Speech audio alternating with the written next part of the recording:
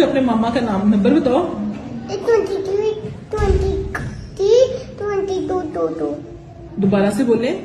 23, 23, 000। मामा का नाम क्या है? अब नैला, अपी बोलती मामा को? तो मामा है क्या अपी है वो? अब नैला, नहीं नहीं, मामा है आपकी या वो अपी है आपकी? मामा।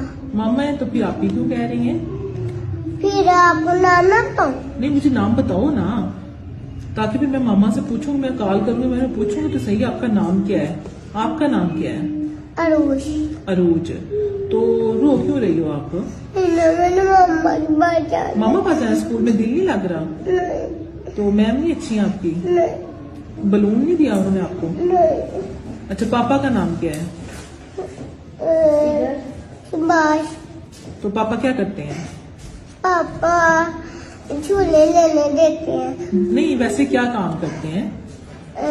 डेरे जाते हैं, डेरे जाते हैं। डेरे पे क्या करते हैं?